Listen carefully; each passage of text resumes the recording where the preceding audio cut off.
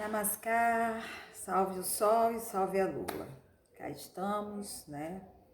Um dia após o outro, nós vamos entrar agora no primeiro bimestre do nosso primeiro ano do ensino médio. Eu enviei para vocês a semana passada 2 arquivos dizendo que a literatura, que é um tipo de manifestação artística, que é conhecida como sendo arte das palavras. Eu explico tudo isso lá, dizendo que vocês encontram também no podcast do primeiro ano do ensino médio, primeiro bimestre, tá? Aí a gente pode dizer que a literatura, ela é uma forma de arte. As representações artísticas em geral tiveram início quando os seres humanos registraram desenhos e escritas rupestres nas paredes das cavernas, né? Para criar representações do mundo e da própria vida. Desde então, desde esses primórdios, é que foram surgindo muitas manifestações artísticas a fim de construir ou reconstruir os mundos real e ficcional, ou seja, aquilo que de fato acontece e aquilo que é imaginário, que ficcionamos, que fazemos, contamos, inventamos, tá? Registrar e representar nossa cultura e nossa história. Quais são os tipos de artes que a gente tem? Música, nós temos o som. Artes cênicas, que nós temos teatro, temos dança, que é coreografia, temos movimento, mas também temos o texto, palavra. A pintura, nós temos as cores. A escultura, nós temos objetos, nós temos texturas. A literatura, nós temos palavras. Cinema, integra os elementos de mais diversas artes. Fotografia, imagens, histórias em quadrinhos, cores, desenhos, palavras, imagens. Jogos de vídeo, integra também a maioria dos elementos das artes, né? E arte digital, que vai integrar aquela questão toda das artes gráficas computadorizadas. Enfim, lá no podcast vocês vão ouvir o que ela fala sobre literatura, que é muito pertinente, de fato é isso. E ao escutar, que eu escutei todos os podcasts, ela já entra no quinhentismo. Quinhentismo é a escola literária que se inicia lá em 1500, ou seja, quando os portugueses chegam ao Brasil, né? Então não é uma literatura propriamente brasileira, e vocês vão entender isso daqui a pouco. Mas eu fiz algumas anotações. Ela fala das escolas literárias e ela já começa no quinhentismo. Ok, que no Enem, quando a gente vai para o Enem, fazer o Enem, o que cai é de 1500 para cá, contando daquilo que se acontece no Brasil, tá bem? Mas nós temos uma escola que eu julgo muito importante, que eu vou dar para vocês, embora não tenha encontrado ainda, pode ser que esteja no segundo bimestre, mas eu acho muito difícil, que é o trovadorismo. Ah, mas Adriana, você vai falar de trovadorismo para quê? Por quê? Ok, trovadorismo é um estilo de época, tá? Lá da Idade Média. Ou seja, ele está num período histórico que o que imperava era o teocentrismo. O que é o teocentrismo? É Deus no centro de todas as coisas, contra o quê? O antropocentrismo, que é o quê? O homem no centro de todas as coisas. Poxa, para a gente chegar a qualquer lugar, é necessário que a gente saiba desse período da história, porque senão a gente vai ter mais um apagamento. E às vezes eu tenho a impressão de que não nos querem perceber a importância que tem, principalmente, sobretudo na trajetória que estamos passando agora no Brasil, de uma volta a coisas que não merecem respeito, porque só nos faz calar nosso pensamento e nossa voz. Então, quando a gente estuda o trovadorismo, é bom para a gente fazer paralelos. Como qualquer coisa que a gente estude, a gente tem que fazer paralelo. Qualquer coisa que a gente escute, a gente tem que questionar. A gente não tá aqui, sabe, foie gras, conhece foie gras? É um patê de ganso, sabe como é que ele é feito? Faz assim, da seguinte forma, pega o ganso, abre a boca, dá o bico do ganso e vai enterrando comida, enterrando um monte de coisa até o fígado dele inchar e ele explodir. Não é esse tipo de ensino que a gente tem que ter nas escolas, onde enfiam as coisas na gente, ou depois a gente repete automaticamente, ou a gente explode porque não sabe para que serve porcaria nenhuma. Então, quando a gente estuda o trovadorismo, a gente vai passar a saber como que funcionava as relações daquele momento, o que fez com que as relações depois, futuras, tivessem algum tipo de contágio desse momento, tá? Então, nesse contexto do trovadorismo, vão surgir as cantigas de amor, de amigo, de escárnio e de maldizer. Eu vou fazer uma apostila dessa e vou dar essa aula depois, tá? O que tinha a ver a cantiga de amor, o que tinha a ver a cantiga de amigo, mas a gente vai trabalhar um pouco disso antes, paralelo ao quinhentismo. Isso é uma das coisas que eu senti falta lá no podcast e também na apostila. Depois,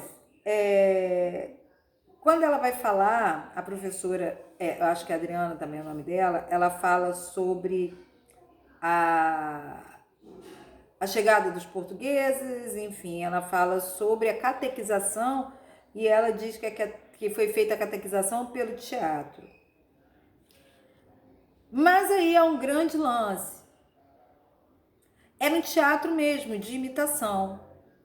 Mas um teatro para abafar e silenciar toda uma cultura indígena que a gente sabe hoje que existe e que está sendo apagada, e que está sendo dizimada, e que está sendo feito um grande genocídio a esses povos, como a nós também, oriundos desses povos, né?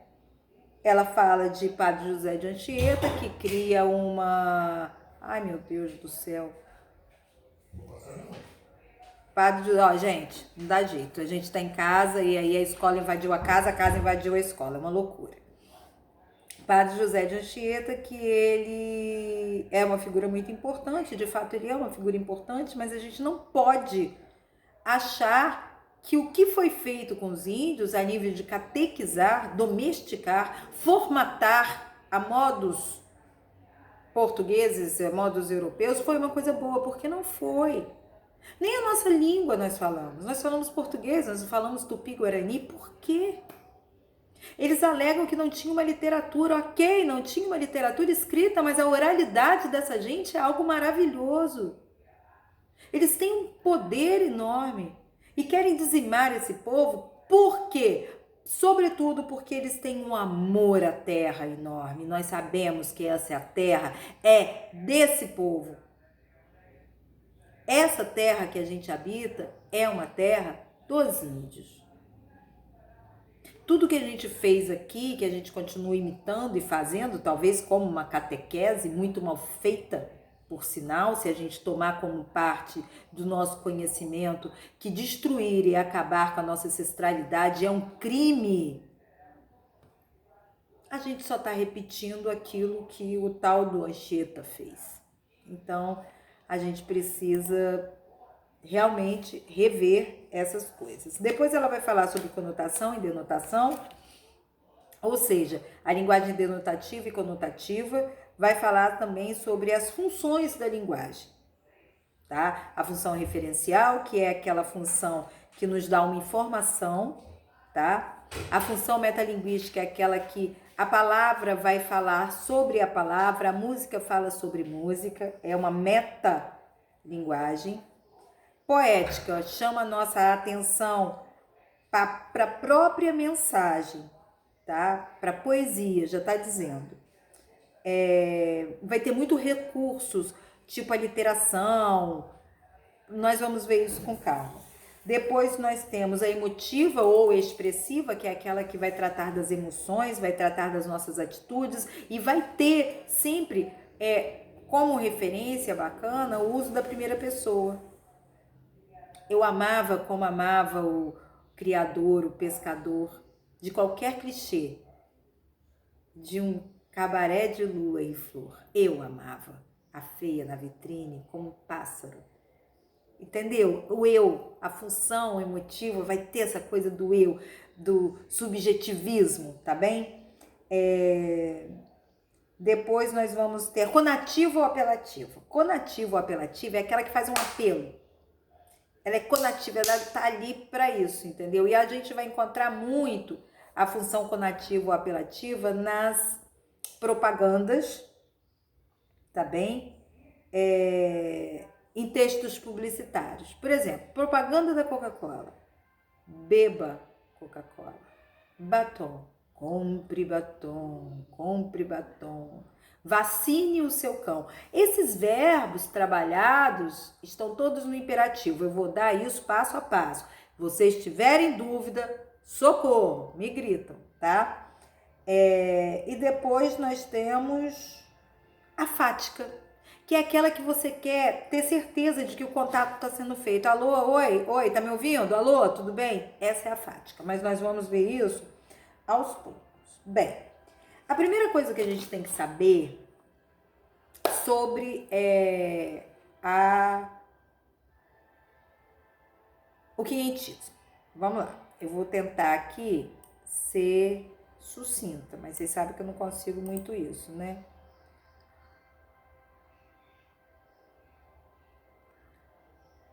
O que a gente vai tentar fazer?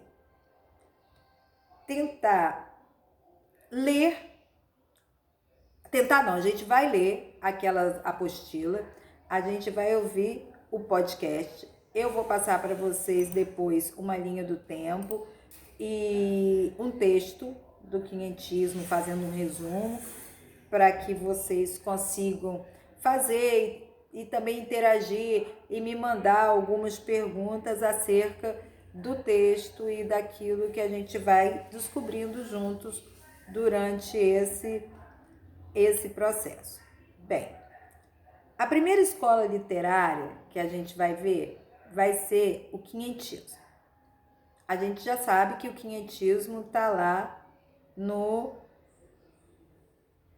ano de 1500. Então, coloquem no caderno de vocês quinhentismo e comecem a jogar as ideias do que vocês estão descobrindo sobre isso, tá?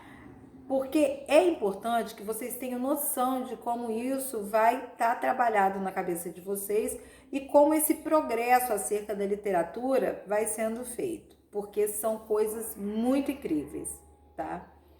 Bem, o cenário em que o quinhentismo está inserido é lógico que está em 1500, mas há muitas escolas literárias antes dessa escola, né? Esse cenário que o quinhentismo está inserido está na era clássica, tá? Mas há outras escolas antes, como o trovadorismo, mas a gente começa a literatura lá na parte grega, depois Idade Média, trovadorismo, e vai continuando até chegar aqui, mas tem muita coisa antes disso aqui, tá? Isso que eu quero que vocês saibam. Mas no Enem é cobrado a partir de 1500, que é a nossa primeira história literária no Brasil. Olhando para o cenário da literatura, é bom que vocês façam o seguinte: pesquisem vídeos, filmes, para saber desses conteúdos, tá bom? Não deixem de fazer isso, tenham curiosidade, tá? Bem, o que é o quinhentismo? O quinhentismo é uma escola literária que vai contar pra gente sobre várias navegações, sobre várias pessoas, muito sobre nossa cultura, muito antes de sermos colonizados. Esse nome surge por quê? De escolas literárias. Porque assim como na história ela é dividida em décadas, em séculos, século III, século XX, século XVIII, a literatura divide tudo em escolas literárias, em períodos literários. A crítica diz que é tendência literária, que é um termo que está em vigor. Cagou, qualquer coisa tá bom, tá? A gente tem o século do romantismo. A gente vai, assim, encaixar a literatura em períodos, não em séculos. Então, por isso tem esse nome de escolas literárias. E é muito importante que a gente estude isso. Que a gente estude, por exemplo, outras literaturas. Literatura polonesa, espanhola, argentina, africana. Desculpa. A literatura brasileira e portuguesa, elas são literaturas que conversam entre elas, tá? Por isso que a gente não vai estudar Charles Dickens, assim como nos Estados Unidos não vão estudar Machado de Assis, tá? mas qualquer literatura é válida, qualquer literatura é grandiosa e vale a pena ser lida, tá? Mas é por isso que as nossas escolas, a gente estuda literatura sobre o nosso povo, daquilo que diz sobre nós, para onde nós vamos e compreender desde a menor escola literária, se é que a gente pode dizer que é a menor, até a maior escola literária. O quinhentismo tem uma relação muito importante, porque apesar dele não ser uma história literária, uma escola literária realmente, vocês vão entender o que eu vou falar, eles mostram muito daquilo que a gente passou e esconde outras coisas também. Bem, o próprio nome está dizendo aquilo que ele é, 1500, quinhentismo. E ele vai até 1601, que é o período que vai começar o barroco, que vai ser a outra leitura, a outra escola. A primeira manifestação brasileira, a gente não enquadra basicamente como literatura nacional. É uma briga isso, né? Porque, na verdade, é um absurdo a gente falar de uma literatura que não é nossa, né? Essa literatura foi escrita por Pero Vaz de Caminha, ele veio à época do descobrimento, e quando ele chegou aqui ele falou, uau, caramba, o que é isso aqui? Então a carta de Pero Vaz de Caminha fala da descoberta, ela inaugura esse momento, que até então os índios que aqui estavam, como eu disse antes, eles não escreviam, eles tinham literatura oral, eles tinham um pensamento maravilhoso, mas não existia essa literatura escrita. Mas existia cultura, existia literatura, tá?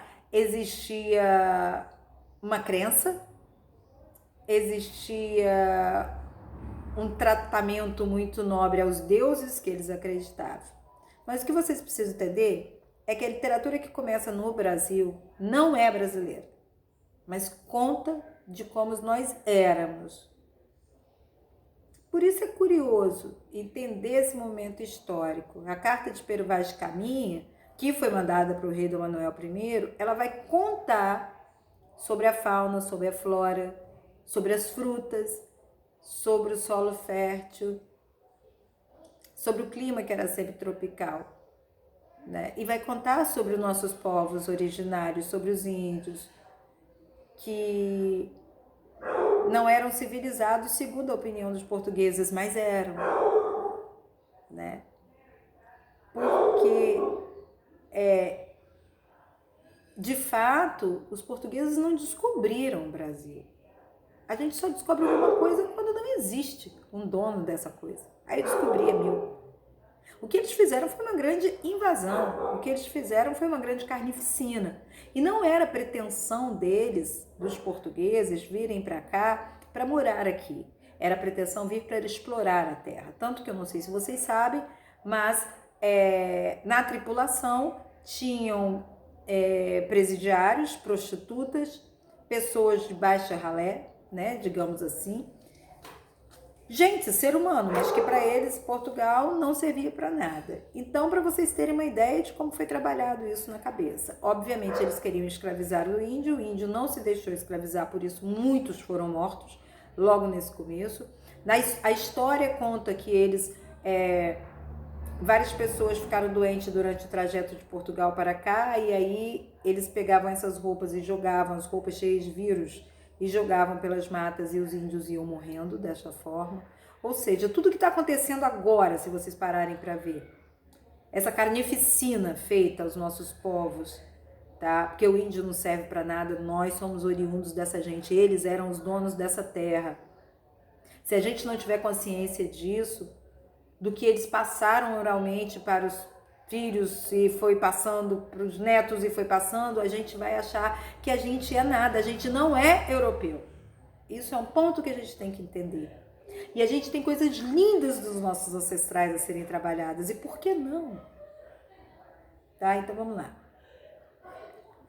O Brasil é um lugar imenso. Pernambuco, por exemplo, é do tamanho de Portugal. Pernambuco. Imagina. Quando chega aqui, essa gentalha toda se depara com essa terra maravilhosa sem exploração. Aí é que tá. Uma grande briga que a gente tem em relação a Portugal e Brasil. Devolve meu ouro, a prata é minha. tá? No primeiro momento, Portugal não tinha nenhuma intenção de habitar, como eu disse anteriormente, né? Ele só queria o quê? Explorar. E assim faz até hoje. Até hoje somos explorados. A intenção era pegar tudo e trazer, né? E levar para Portugal. Muitas cartas escritas nesse período é cheias de relatos, cheias de coisas pessoais, o que eles acham mais bonito, o que eles acham incrível, o que é aquele galho, aquela árvore, aquele pássaro, aquela ave, entendeu? As descrições do ambiente são usadas demais, por isso preste atenção. Preste atenção aos adjetivos, porque os adjetivos são importantes nessa fase. Sobretudo quando você for fazer análise, tá? A gente faz análise e a gente tem que prestar atenção. É por isso também que nesse momento a gente divide a literatura em literatura informativa e de formação. A primeira delas é justamente essa. Informava a Europa como era essa nova colônia, essa nova conquista dos portugueses. Nessas cartas também, a principal descrição era a vida dos índios, né? Para eles era peculiar demais aquela situação. Então, começaram a vir para cá muitas pessoas para entender o fato do país tropical, calor de 40 graus, como é hoje ainda. Queria que a gente andasse como? Tapado, igual europeu. Essa gente toma muito banho. Calor, rio, mar, cachoeira. A gente tem um ecossistema maravilhoso. Antes que acabe com tudo isso, a gente tem que prestar atenção em qual é a estratégia, tá, dos usurpadores do nosso país, dentro do nosso país, para acabar com essa maravilha que ele é. Por que estamos ainda até hoje? Em 1500 isso aconteceu e até hoje a gente está vendendo o país como se a gente não existisse aqui. Entender que tipo de cultura era aquela. Para o português não era cultura, para o português era algo exótico, homens das cavernas. Eles não sabiam nomenclatura cultura. O que mais fascinava ao português era o idioma que os índios tinham. E aí, se eles admiravam tanto, por que nos silenciaram, nos roubaram a fala? Acabaram nos dando português como língua materna. Tem muitas pessoas que escrevem sobre o Brasil, tá? E vocês vão encontrar, então, Padre José de Anchieta, Pero de Magalhães, Gandal também, são nomes que vocês vão encontrar no caminho, mas os principais são Padre José de Anchieta, Pero Vaz de Caminho. Em algum momento, vocês vão deparar com textos que vai falar sobre esses três, tá bem? Mas esses dois têm uma riqueza linda nas palavras, a gente não pode negar. Escrevem poesia, carta. Eles de fato escreveram sobre nós, quase uma certidão de nascimento. Eles disseram: o Brasil existe, o Brasil é maravilhoso. É algo histórico, mas é algo que não era deles e não tinha que ser. Então, ela era a literatura de informação, ela é isso.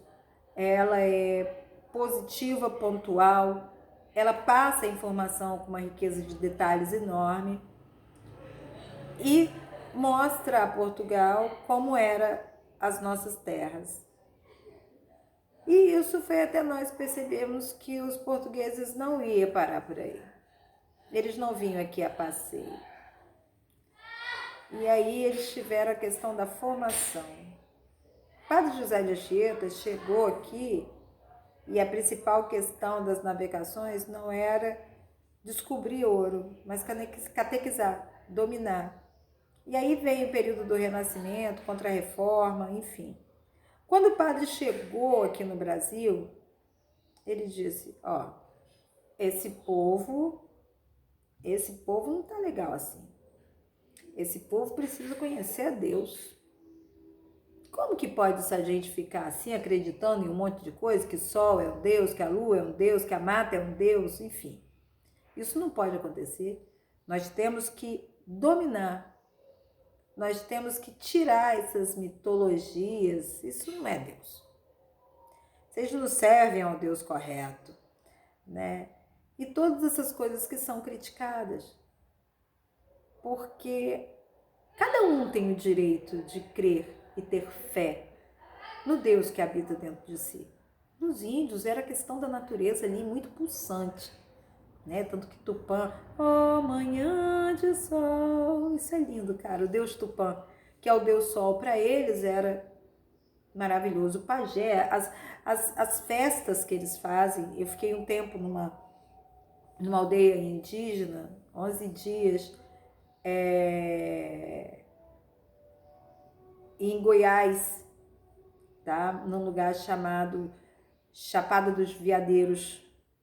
Foi uma das melhores coisas que eu fiz na minha vida, foi poder ter a oportunidade de conhecer minha gente, saber o quanto nós fomos devastados, mas isso é uma conversa que a gente pode ter depois. O fato, o Padre José de Anchieta chegou no Brasil, instaurou a catequização, e essa catequização foi tomando proporções, até que a gente chega a chamá-la de literatura jesuítica, porque os jesuítas vinham de Portugal para o Brasil, para quê? Para alfabetizar os índios, o que seria ferir totalmente a cultura deles. É nesse momento que a gente conhece também a Companhia de Jesus. A Companhia de Jesus foi instaurada pelo Padre José de Anchieta no intuito de quê? De converter, de moralizar os índios. O que é imoral? Imoral não é jogar um monte de lixo no mar e no rio, matar um monte de peixe, um monte de baleia, acabar com tudo. Imoral não é comer carne de morcego. O que é imoral? Imoral não é entrar na casa de uma pessoa e matar. Imoral não é ficar casado com uma pessoa porque ela nos dá conforto e assassina nosso filho. O que é imoral? Imoral era andar nu como os índios. Imoral era acreditar num Deus e deuses que são elementos da natureza. O que era imoral? Então é bom, o que eu estou fazendo com vocês? Eu estou formigando a cabeça de vocês para vocês começarem no primeiro ano a saber que vocês vão ser instigados muito para pensar a literatura como algo que de fato é pontual e que a gente pode discutir 1500 agora, entende? Fazendo paralelo. Então é muito importante, qualquer coisa que você for interpretar na vida, nas alternativas, nas questões, esse período de conversão dos índios e moralização, normalmente, são coisas que a gente tem que se atentar para fazer paralelo e para responder na hora da prova. E quando falarem para vocês sobre Companhia de Jesus, o nome que tem que fazer assim na cabeça de vocês é Inácio de Loyola, porque foi ele que inaugurou a Companhia de Jesus. Tá? Ele chegou e falou: ô, Padreco, vem cá, vem conversar comigo. Vão lá arrumar a vida dessa galera. Foi ele, tá? O fundador da Companhia de Jesus, Inácio de Loyola. E o Padre José de Anchieta tinha uma influência muito grande, porque além de ser padre, que era o ápice, ele também escrevia peças, ele escreveu gramática, escreveu peças, eu já disse, poesias, enfim.